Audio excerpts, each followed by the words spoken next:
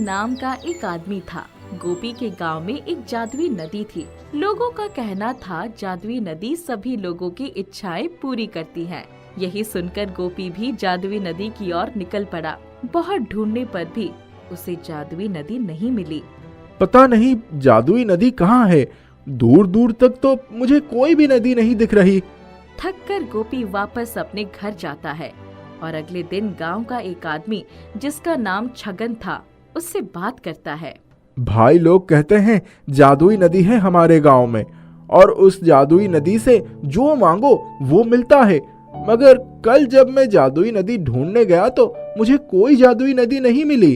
अरे गोपू, तू भी क्या गांव वालों की बात में आता है। ये सब झूठ है, किसी ने अफवाह फैला दी है, बस उससे ज्यादा कुछ नहीं। ओहो, तो ऐसी बात है। मैं भी पागल ही हूँ, जादुई नदी ढूंढने निकल पड़ा। अच्छा चल, अब तूने बता दिया है तो मैं वापस कभी जादुई नदी ढूंढने नहीं जाऊंगा। गोपी जादुई नदी के बारे में भूल जाता है और अपने काम में लग जाता है। जंगल में लकड़ियां काटने आता है और लकड़ी काटकर गांव में बेचने लगता है। जहां बैठकर गोपी लकड़ी बेच रहा था वहीं एक आदमी आता है। अरे सुनो, क्या नाम है तुम्हारा? जी मेरा नाम गोपी है। बोलिए क्या बात है? यहाँ से थोड़ी दूर पर मेरा एक छोटा सा दुकान है, तुम्हें वहीं लकड़ियाँ पहुँचाना है। क्या तुम ये काम कर पाओगे? जी बिल्कुल, क्यों नहीं, मैं जरूर लकड़ियाँ पहुँचा दूंगा।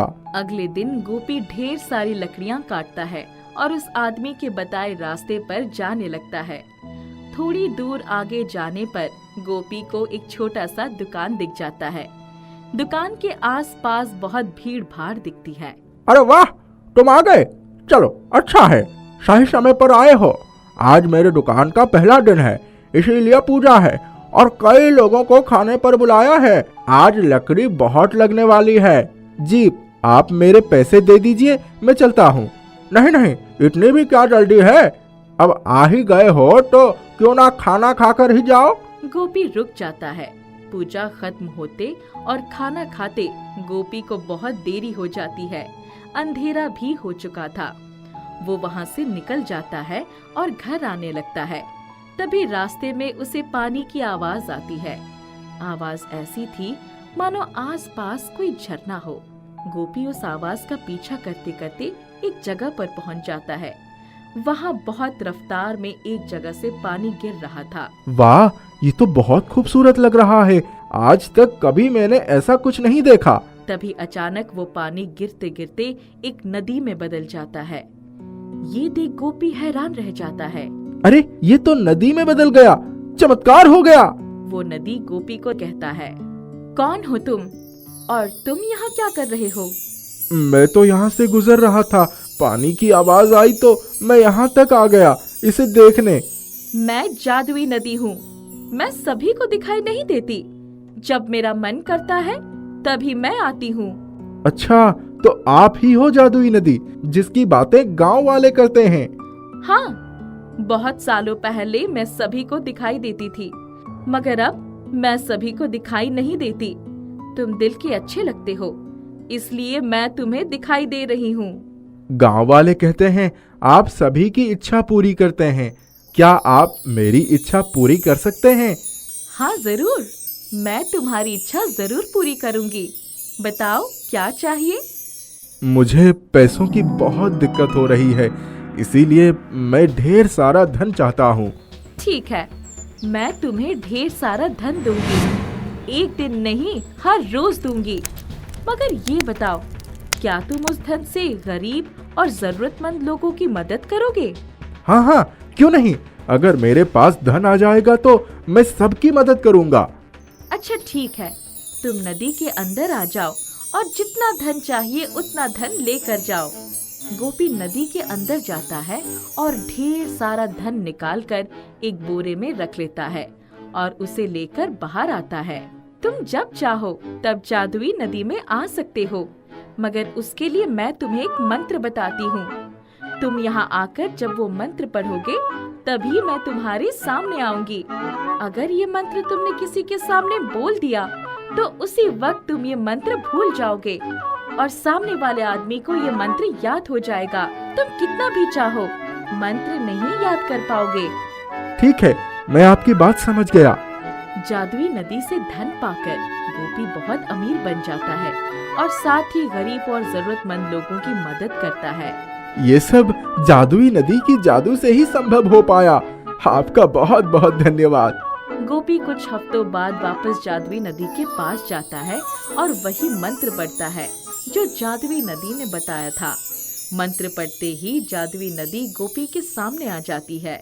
गोपी जादुई नदी के अंदर जाता है और धन लेकर वापस घर आ जाता है। छगन हर रोज गोपी पर नजर रखने लगता था। उसे विश्वास ही नहीं हो रहा था गोपी इतनी जल्दी इतना अमीर कैसे हो गया।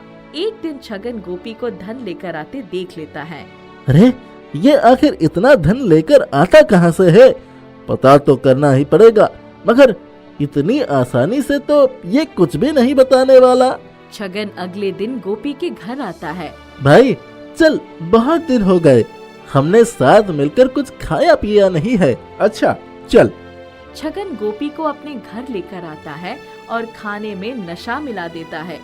गोपी नशे में आ चुका था, उसके खुद का होश भी नहीं था। यही सही समय है इससे सच्चाई निकलवाने का। अरे ये सब तो जादुई नदी का कमाल है। अरे वाह भाई, मुझे भी बता जादुई नदी कहाँ है, मैं भी जाऊंगा। नहीं नहीं, तू नहीं जा सकता, क्योंकि वो नदी सबके बोलने पर नहीं आती। मेरे पास एक मंत्र है और उसी मंत्र के सहारे वो जादुई नदी मेरे पास आती है। भाई मुझे भी बता वो मंत्र क्या है। गोपी वो मंत्र बोल देता है। जैसे ही वो मंत्र बोलता है, छगन को वो मंत्र याद हो जाता है। अगले दिन जब गोपी को होश आया, उसे कुछ भी याद नहीं था। छगन वो मंत्र पढ़कर जादुई नदी को बुलाता है और जादुई नदी से धन लेकर चला जाता है।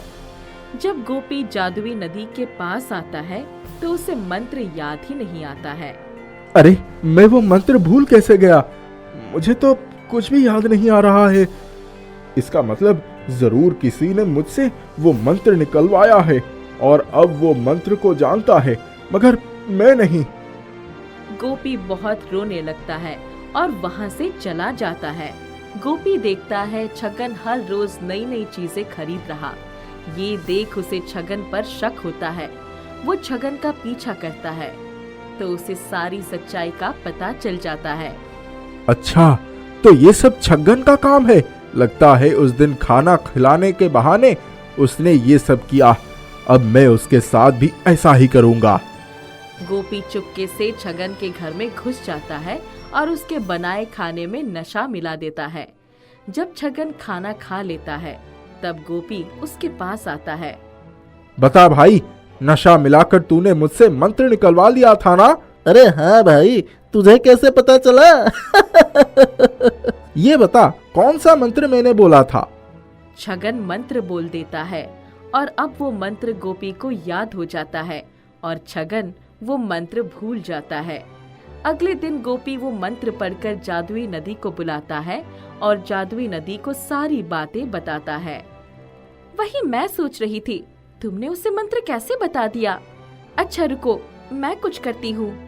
जादुई नदी गोपी को एक ऐसा मंत्र बताती है जो गोपी कभी न भूल पाए। आपका बहुत बहुत धन्यवाद। गोपी छगन के पास जाकर सारी बातें बताता है। भाई माफ कर दे मुझे। नहीं छगन, अब मैं तुम्हें कभी माफ नहीं करूंगा।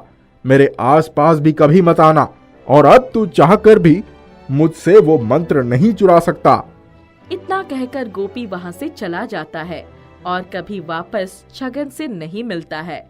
गरीबों की मदद करके खुशी खुशी रहने लगता है। एक समय की बात है, एक छोटे से गांव में सवरी और सलोनी दो बहनें रहा करती थीं। दोनों बहुत ही गरीब थीं और उनके माता पिता भी नहीं थे, इसलिए वो सबसे मांग कर अपना गुजारा किया करती थीं। समय के साथ दोनों बहनें बड़ी हो गईं और अभी भी वो दूसरों से मांग कर ही खाया करती थीं। उनमें सलोनी, जो कि छोटी बहन थी, वो बहुत ही नेक और उदार लड़की थी, पर सवरी बहुत ही घमंडी थी। उसके घमंड करने के कारण दोनों बहनों को कभी कोई काम नहीं मिलता था। सलोनी इससे बहुत परेशान रहती थी। एक दिन की बात है, सलोनी जब काम से वापस आई तो देखा कि घर में कुछ भी खाना नहीं है और उसे बहुत भूख लगी थी। उसने सोचा, चलो बाहर चलते हैं, कहीं कोई मिल जाए या कुछ दे ही दे। यह सोच सलोनी घर से बाहर निकलती है, लेकिन वह साथ में अपने पानी की बोतल लेकर जाती है। अगर कुछ नहीं मिला तो पानी पीकर अपना पेट भर लूंगी। बहुत दूर चलने के बाद उसे कोई नजर नहीं आया। उसे भूख और प्यास दोनों लगी थी। उसने सोचा, चलो कुछ नहीं तो पानी ही पी लेते हैं। तभी उसके सामने खांसते हुए एक बूढ़ी औरत आती है। बेटा, क्या तुम मुझे थोड़ा पानी पिला सकते हो? मुझे प्यास लगी है। क्यों नहीं दादी माँ। सलोनी बिना कुछ सोचे अपना पानी उस बूढ़ी औरत को दे देती है और बूढ़ी औरत खुशी खुशी पानी पी लेती है। तुमने तो सारा पानी मुझे दे दिया, अब तुम क्या पियोगी? कोई बात नहीं दादी माँ, मैं घर जाकर पी लूंगी। सलोनी की ये कहते ही बूढ़ी औरत एक सुंदर परी के रूप में बदल जाती है और उससे कहती है, सलोनी, तुम बहुत ही नेक और उदार लड़की हो। मैं तुमसे बहुत खुश हूँ। तुम्हारे बारे में सब कुछ जानती हूँ, इसलिए मैं तुम्हारी सहायता करना चाहती हूँ। इसलिए मैं तुम्हें एक उपहार देती हूँ। ऐसा कहते ही परी के हाथ में अचानक एक बर्तन आ जाता है और वो सलोनी को देती है। ये लो, ये एक जादुई बर्तन है, तुम्हारे बहुत काम आएगा। इससे तुम जो भी खाने का सामान मांगोगी, ये पकाकर तुम्हें दे देगा। पर हाँ, एक बात का ध्यान रखना, जब तुम इसे रोकना चाहो तब इसे कहना कि रुक जाओ, मेरा पेट भर गया, तभी ये खाना बनाना बंद करेगा, नहीं तो ये बंद नहीं होगा। इतना कहकर वो जादुई परी वहां से गायब हो जाती है। सलोनी खुशी खुशी घर आती है और सवरी को उस जादुई परी और उसके दिए हुए बर्तन की सारी बात बताती है। क्या बच्चों सी बात करती हो? बर्तन भी क्या खाना पका सकते हैं? लेकिन सुनो तो सही, ये एक जादुई बर्तन है। मुझे तो बहुत भूख लगी है, तुमको खाना हो तो आ जाना। सलोनी बर्तन से मीठे चावल मांगती है और ये क्या, तुरंत ही मीठे चावल उस बर्तन में से निकलने लगते हैं। तभी उसकी बहन भी ये सब देखकर आश्चर्यचकित हो जाती है और वह भी खाना खाने आ जाती है।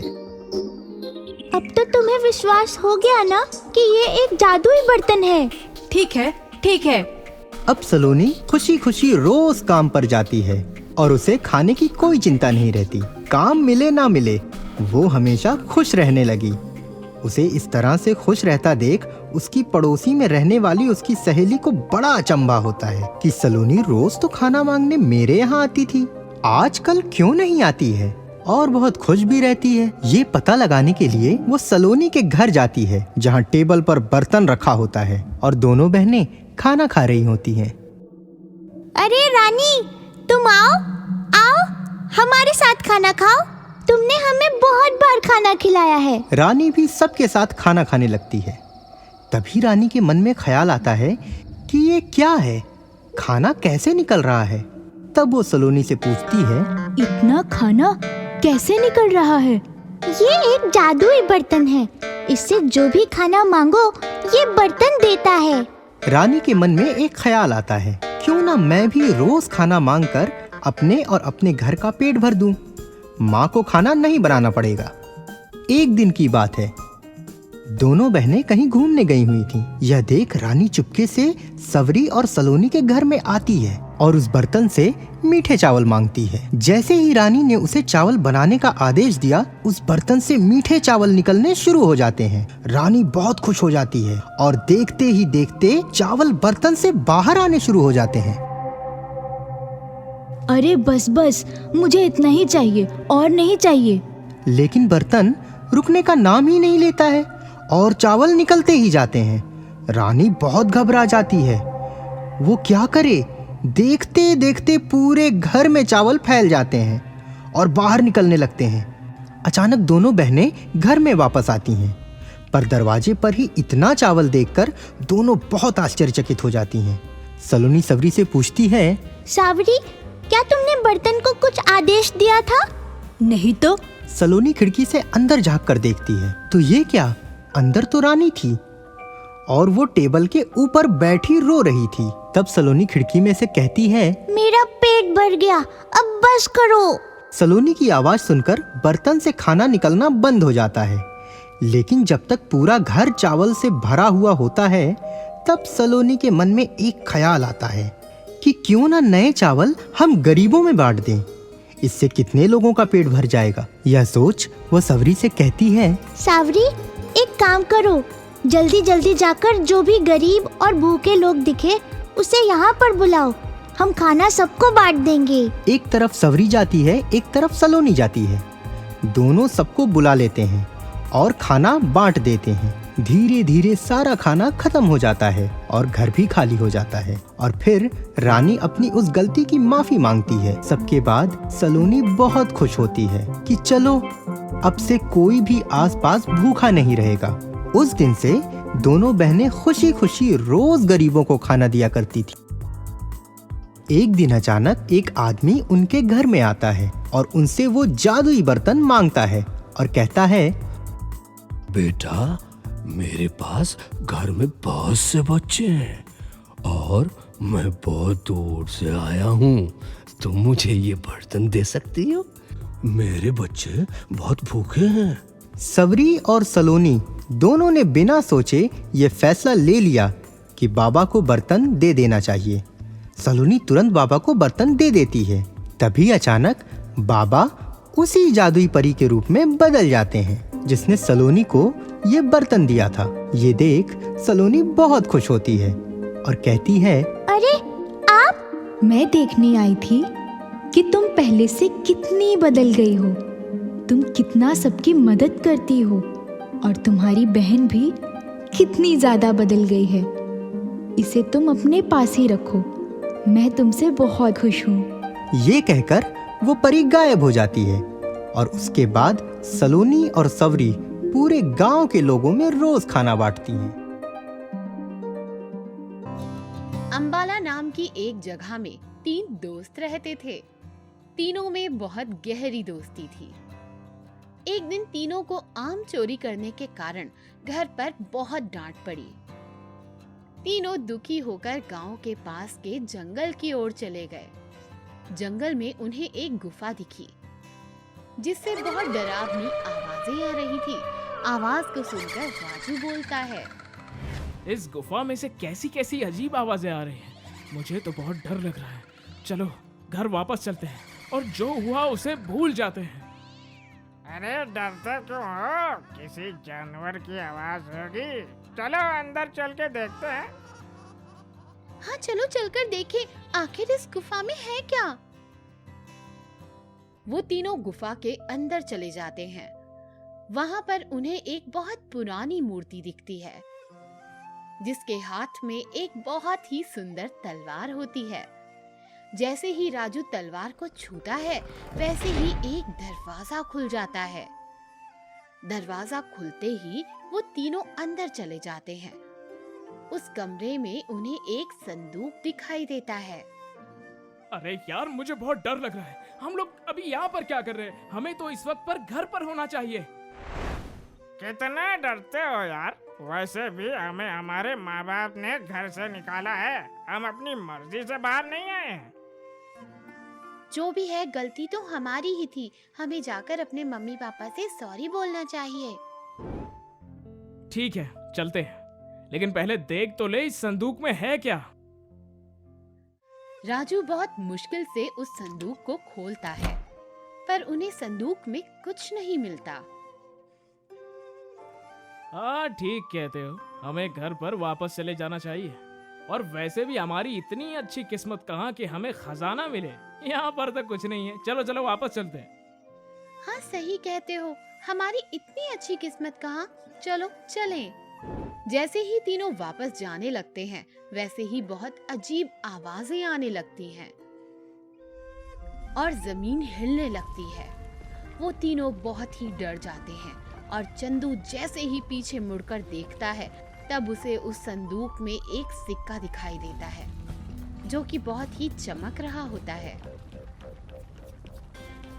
हाँ, ये तो सिक्के की तरह दिख रहा है और बहुत ही चमक भी रहा है।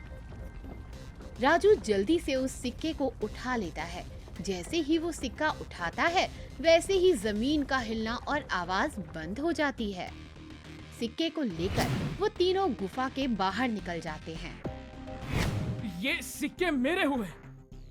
अरे कैसे? सिक्के को पहले मैंने देखा था तो ये मेरा हुआ। अरे अरे, तुम लोग झगड़ क्यों रहे हो? एक सिक्का ही तो है, कोई भी रख लो। ये कोई आम सिक्के नहीं है, जादुई सिक्के मालूम होते हैं। इसे तो मैं ही रखूंगा। जादू वगैरह कुछ नहीं होता। अरे जो भी हो, ये सिक्के मैंने पहले देखे थे इसलिए ये मेरे हुए।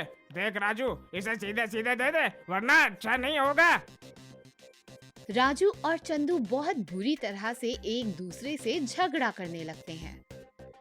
रीता ये सब देखकर सिक्के को हाथ में ले लेती है और बोलती है, अगर ये सिक्का जादुई है तो ये दोनों के झगड़े सुलझ जाएं, ये दोनों पहले की तरह दोस्त बन जाएं।